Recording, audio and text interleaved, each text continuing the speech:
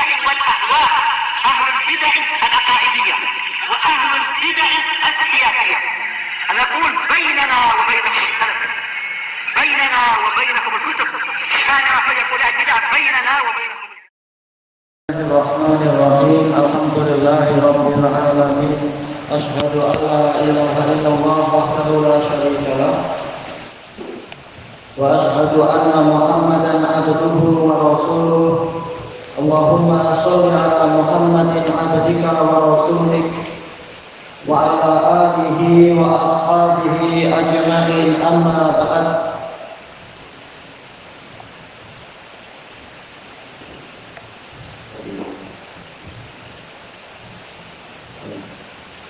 Nasra fi safhah mazilna fi safhah tasi'ah atau nadkhul fi safhah tasi'ah, ini mazilna fi qiraatil ayat. Kita masih di yaitu pembacaan ayat-ayat dari surat Al-A'raf, akhir dari muka surat 8 kemudian masuk ke 9 berarti. Baik, yaitu firman Allah Ta'ala, qul ya ayyuhan nasu inni rasulullahi ilaikum jami'an. Katakan wahai Rasulullah Muhammad kepada semua umat manusia, wahai sekalian manusia, sesungguhnya aku adalah utusan Allah kepada kalian jami'an. Jami'an mansub alal hal, dalam keadaan secara keseluruhan. Oh ya, boleh juga dengan taukid untuk sesuatu yang tersembunyi. Baik, wa hadza yadullu ala syumuliyati da'wati Muhammadin sallallahu alaihi wasallam annaha la tanhasiru ala ummatin duna ummah. Ini menunjukkan universalnya dakwah Nabi Muhammad sallallahu alaihi wasallam, yaitu bersifat menyeluruh. Dakwah beliau tidak terbatasi pada satu umat dengan meninggalkan umat yang lain. Qala alladzi lahu mulkus samawati wal ardh, alladzi yarji ila lafzul jalalah Allah. Allah adalah zat yang mana seluruh kekuasaan langit dan bumi hanyalah milik Dia. La ilaha illahu, tiada sesembahan yang benar kecuali Dia. Tauhid rububiyah, yang tadi tauhid al-uluhiyah. Tadi tauhid rububiyah, lahu mulkus samawati wal ardh. Dan juga apa? Rasulullah, karena min lawazimi ar-rububiyah irsalir rasul. Kama dzakarahu Ibnu Qayyim rahimahullah fi Madarijus Salikin. Jadi ayat ini mengandungi kaidah bahwasanya tauhid rububiyah itu membawa konsekuensi mewajibkan kita untuk mentauhidkan Allah secara uluhiyah. Karena tadi disebutkan apa? Lahu mulkus samawati wal ardh, hanya milik Dialah seluruh kekuasaan langit dan bumi. Ini rububiyah. Demikian pula istilah Rasulullah, utusan Allah, ini juga menunjukkan rububiyah Allah. Karena di antara konsekuensi rububiyah adalah memutuskan, mengirimkan para utusan, sebagaimana dijelaskan oleh Ibnu Qayyim. Wa ba'da an dzakara rububiyyata qala la ilaha illahu. Setelah Allah menyebutkan rububiyah Dia, kemudian Dia mengatakan kalimat tauhid, tauhidul uluhiyah. Tiada sesembahan yang benar kecuali Dia. Yuhyi wa yumit. Ada tauhidul asma'i was sifat. Fa tauhidul uluhiyah yatadammanu tauhidul asma' was sifat. Tauhid uluhiyah ini mengandungi tauhid asma' was sifat. Makanya sesuai setelah menyebutkan la ilaha illallah, kemudian menyebutkan perkara yang terkait dengan asma' was sifat. Yuhyi wa yumit, Dia menghidupkan dan juga Dia mematikan. Dan ini juga secara fi'il ini juga menunjukkan pada rububiyah. Karena di antara makna Rabb adalah yang menghidupkan, yang mematikan, yang mengatur, mentadbir dan seterusnya. Fa aminu billahi wa rasulihin nabiyil ummi. Maka berimanlah kalian kepada Allah dan kepada Rasulnya. Iman pada Allah tadi itu mengandungi iman pada rububiyah, uluhiyah, dan asma wa sifat. Dan tentunya juga beriman kepada wujudnya Allah Ta'ala, Allah betul-betul ada. Dan beriman kepada Rasul, makruf, sebagaimana yang dijelaskan oleh Imam An-Najdi rahimahullah, tasdiquhu bima akhbar wa ta'atuhu bima amar wa jtinabu ma'anhu naha wa zajar. Membenarkan apa yang beliau beritakan, mengikuti dan menaati apa yang beliau perintahkan, juga menjauhi apa yang beliau larang. Termasuk di dalam iman pada Nabi juga apa? Ja'luhu uswatan hasanah wa muttaba'ah. Menjadikan Nabi sebagai suri teladan yang baik dan sebagai yang diikuti.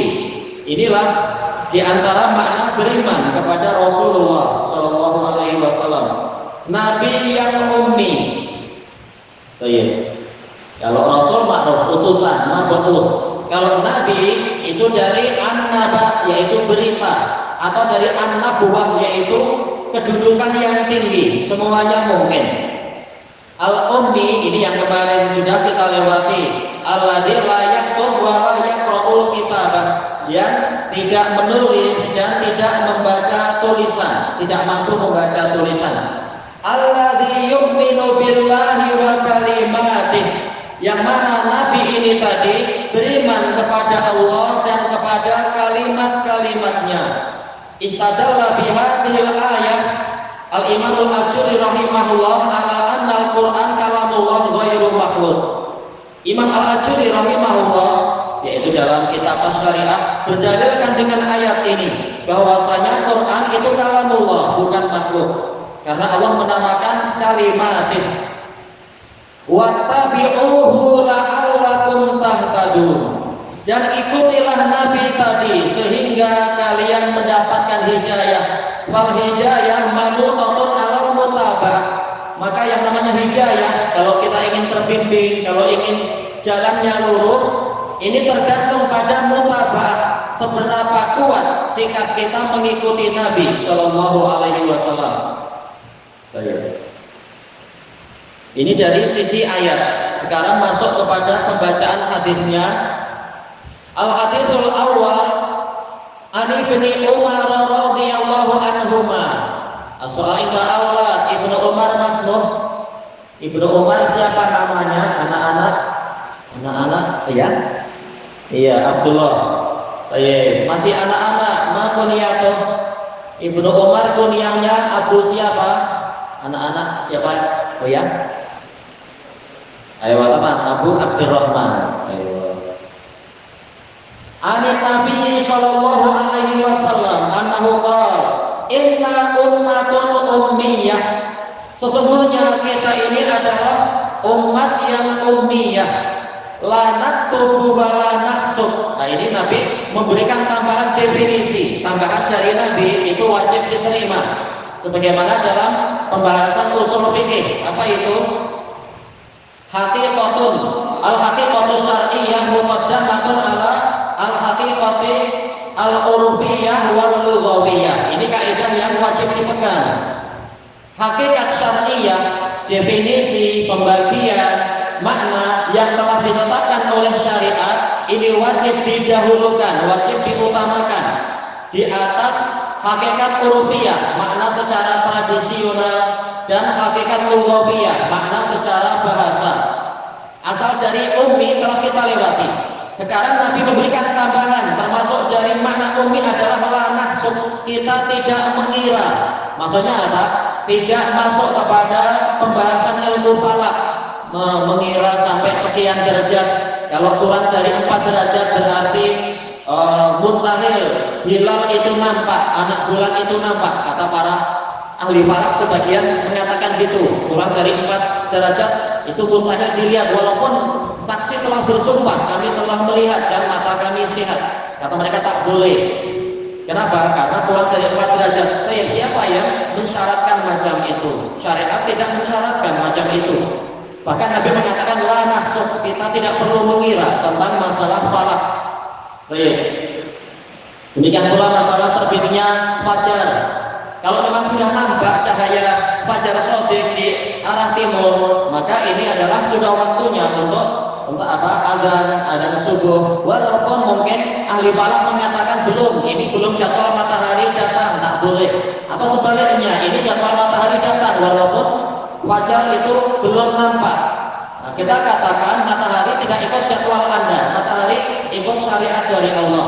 Dan kami disuruh untuk melihat cahaya matahari itu, maksudnya cahaya fajar itu, bukan bulatan mataharinya ya, cahaya fajar. Kita tidak disuruh untuk melihat jam ini dan jam itu. Kita disuruh melihat tanda-tanda di langit. Agama ini tidak dibangun di atas takalluf, membebani diri dengan menghitung, mengira sampai sedalam itu masalah derajat ini dan itu. Tapi pendekatan boleh membantu dalam situasi mungkin gelap, susah, boleh. Tetapi tidak boleh mengalahkan al-ahkam al-wada'iyah, hukum-hukum yang Allah letakkan di alam semesta sebagai tanda untuk masuk kepada suatu perkara taklifiyah, perkara syariat itu. Perkara yang terkait dengan amal ibadah itu. Asyahru hakadha wa hakadha.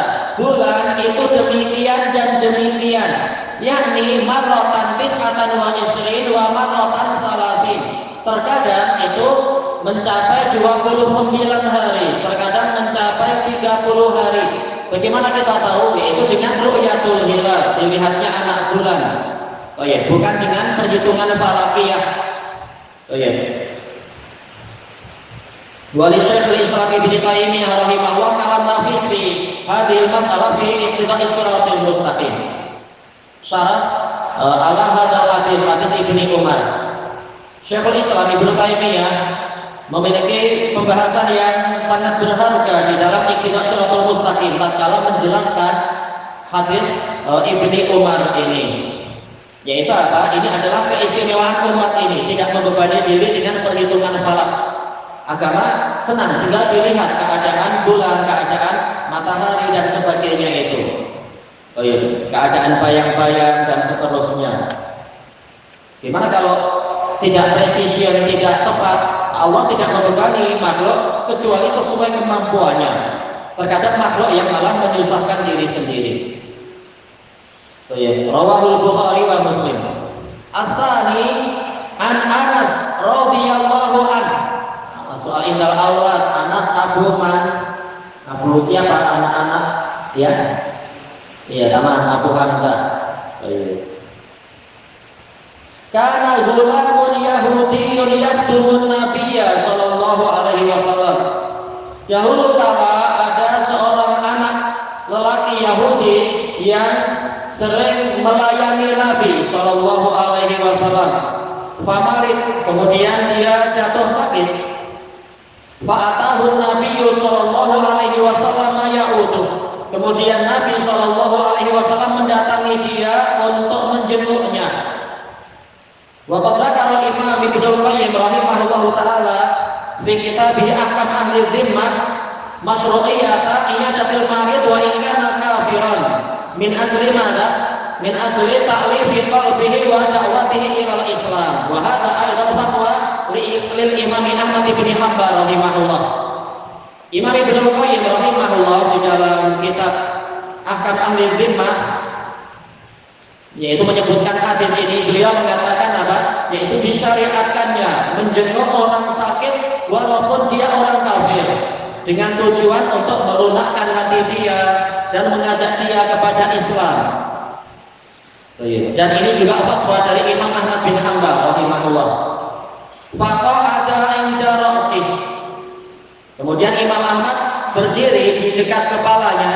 Faqala lahu aslim. Beliau mengatakan masuklah ke dalam Islam. Fanadhara ila abi. Kemudian anak ini melihat kepada ayahnya. Wa huwa inda, dalam keadaan ayahnya ada di dekatnya. Faqala lahu ati Abul Qasim sallallahu alaihi wasallam.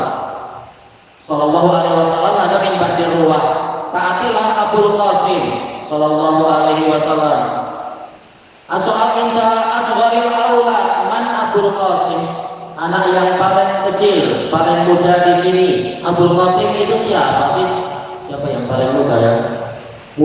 Yang lebih muda lagi mana? Oh, tadi itu kayak solusi finalikum. Selamat. Ya siapa? Iya jelas Nabi Muhammad aman. Baik. Wa hadzal hadits dalilun ala anna yahuda wan nasara ba'da mab'atsin Nabi sallallahu alaihi wasallam laisu bi muslimin. Hadis ini sebagaimana dijelaskan oleh para ulama menjadi dalil bahwasanya orang-orang Yahudi dan Nasara, apalagi yang bukan ahli kitab, yang tak punya kitab dari langit, yang punya kitab dari langit saja, setelah diutuskannya Nabi Shallallahu Alaihi Wasallam, maka Yahudi dan Nasara bukan orang Islam. Fa'umiru bi tajdidi syahadatain. Maka mereka diperintahkan untuk memperbaharui syahadat mereka. Asyhadu an la ilaha illallah wa asyhadu anna Muhammadar Rasulullah. Dan inilah Islam syar'i, yaitu Islam yang mengikuti Nabi Muhammad Shallallahu Alaihi Wasallam. Walaupun nabi-nabi sebelumnya juga Muslim, tapi ini Islam yang khas, Islam yang khusus. Indana ba'dun nukulat, insyaallah lewat insyaallah. Bil kalam alam ada ini sofah salisata asyar. Penukilannya insya Allah diakhirkan besok di muka surat 13 insya Allah. Maka si ayat mengatakan taatilah Muhammad Sallallahu Alaihi Wasallam. Fa aslam, maka anak ini pun masuk Islam. Fa kharajan Nabiyyu Sallallahu Alaihi Wasallam, maka Nabi SAW keluar wahwayakul, dalam keadaan beliau mengatakan, ini jelas baunya bau haliyah, alhamdulillahilladzi anqadhahu minan nar. Segala pujian untuk Allah yang menyelamatkan dia dari neraka. Baik. Li'anna man sami'a bi da'watin Nabi sallallahu alaihi wasallam wa lam yu'min bihi kana min ahlin nar. Karena orang yang mendengar dakwah Nabi sallallahu alaihi wasallam tetapi dia tidak mau beriman kepada Nabi Muhammad SAW, maka dia akan menjadi penduduk neraka walaupun beriman pada nabi-nabi yang lain. Isyaratun ila hadis man. Ini isyarat ke hadis siapa ya tentang itu? Waladzi nafsi biyadih la yasma'u bi ahadin min hadhil ummah yahudiyyun wala nasrani summa yamutu wa lam yu'min billadzi ursiltu bihi illa kana min ahlin nar. Demi zat yang jiwaku ada di tangannya, tidaklah salah seorang dari umat ini mendengar tentang diriku, baik dia itu Yahudi ataupun Nasrani, kemudian dia mati dalam keadaan tidak beriman kepada dakwah yang aku datangkan atau syariat yang aku datangkan, kecuali dia akan menjadi penghuni neraka. Hadis siapa ini? Siapa yang ingat? Hadis siapa ya? Hadis Abi Hurairah indah Muslim.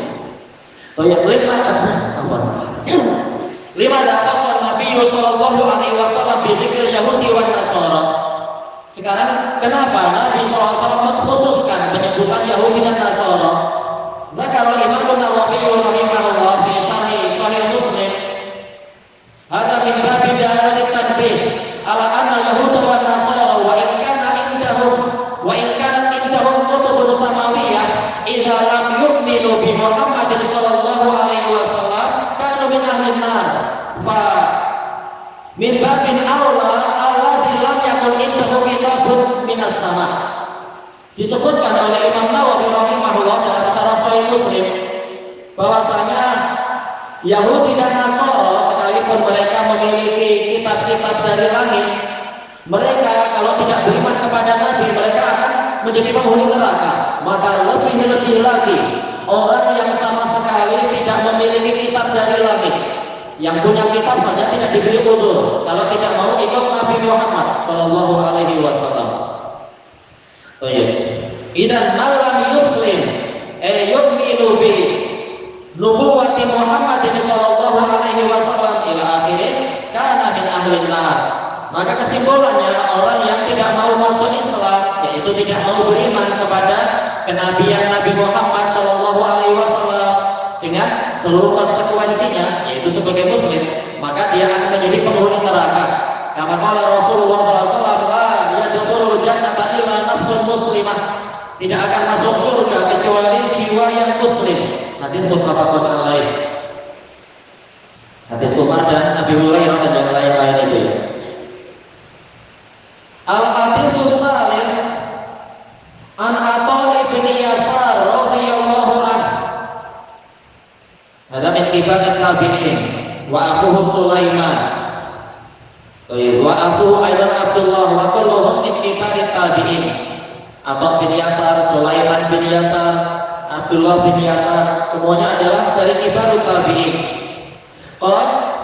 Qultu apa? Laqitu Abdullah bin Amr bin al-As radhiyallahu anhuma. Saya berjumpa dengan Abdullah bin Amr bin al-As radhiyallahu anhuma.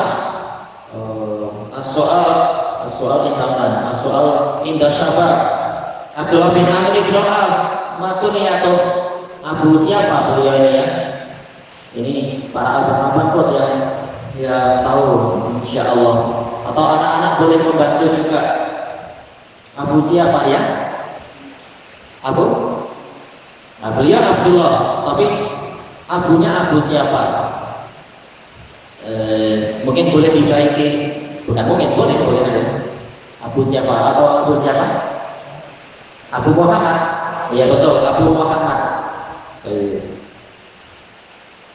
Jadi Bani Abdi Syams.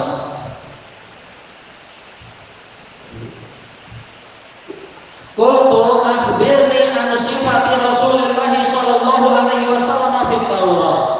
Kabarkanlah kepada saya tentang sifat Rasulullah sallallahu alaihi wasallam di dalam Taurat. Li'annahu kana fi ayyamil yarmuk lama ghazal muslimuna ar-rum hasala ala zamilataini mari'ataini fi kutubi ahlil kitab. Karena Ibnu Umar Abdullah bin Amr bin al-As setelah hari-hari Yarmuk, peperangan kaum muslimin melawan orang-orang Romawi itu, Abdullah bin Amr bin al-As mendapatkan 2 pedati penuh dengan kitab-kitabnya ahli kitab, sehingga beliau sering membaca kitab-kitab mereka.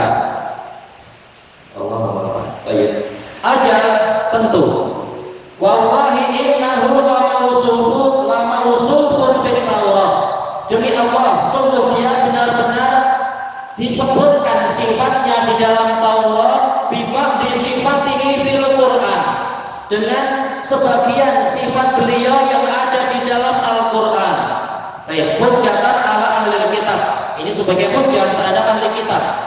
Tak boleh mengaku, kami tak kenal Muhammad. Sifatnya ada di dalam Taurat. Dan ini diabadikan juga dalam Quran. Ya ayyuhan nabiyyu inna arsalnaka syahidan wa mubasysyiran wa nadhira.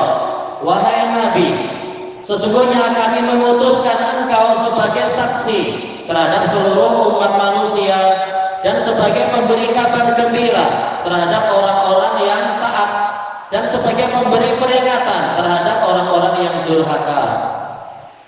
Sebagaimana di dalam tafsir, yaitu ada lafaz-lafaz tersembunyi di balik ini. Intinya di sini disebutkan ada berapa? Ada 3 sifat: syahidan wa mubasysyiran wa nadhira. Wa hirzan lil ummiyin. Nah, ini yang tidak didapatkan di dalam Quran, tetapi disebutkan di dalam hadis-hadis. Nabi Muhammad sebagai pelindung bagi orang-orang ummiyun, yaitu orang-orang Arab. Ini secara khusus, secara umum tentunya kepada seluruh umat manusia yang beriman pada beliau. Anta abdi wa rasuli. Engkau adalah hambaku dan utusanku. Abdun fala yu'bad wa rasulun fala yukadzab. Beliau hamba, maka jangan disembah. Beliau adalah utusan, maka jangan didustakan. Sama itu kalau mutawakkil. Aku menamakan engkau sebagai orang yang bertawakal kepada Allah, tidak kepada yang lain. Laisa bifardin wala ghalil. Engkau bukanlah. Ini dohirnya terjadi intikal apa ini? Intikal dhamir, istilahnya dalam bahasa iltifat. Asalnya kan sama itu dengan dhamir khitab, anta, maka mestinya lasta bifatin, tapi kemudian berubah menjadi dhamir apa? Dhaif. Itu huwa laisa bifatin, dia itu bukanlah orang yang bengis, dan boleh jadi laisa di sini sebagai apa? Naat dari mutawakkil. Si mutawakkil tadi, orang yang bertawakal pada Allah tadi, dia bukanlah orang yang bengis, walau ghalidh, bukan pula orang yang kasar. Ini sifat secara umum. Namun terkadang juga ya dalam peperangan jelas beliau keras, bahkan siap membunuh orang kafir. Terkadang juga berbicara keras kepada istri atau sebagian sahabat tatkala menyelisihi syariat. Tapi secara umum asal dakwah adalah dengan kelembutan, dengan apa? Ya semacam itu istilahnya, apa itu? Kelemah lembutan. Wala sakhafin fil aswaq, tidak berteriak-teriak, tidak bising-bising di pasar. Boleh berjalan di pasar, tetapi tidak perlu bising-bising, apalagi pakai apa itu megafon. Cukup dengan iklan yang sederhana. Boleh berbicara dengan suara yang didengar tanpa membuat kebisingan. Wala yadfaru bis sayyi'ati sayyi'ah, tidak menolak keburukan dengan keburukan. Walakin ya'fu wa yaghfir, tetapi beliau ini memaafkan dan mengampuni.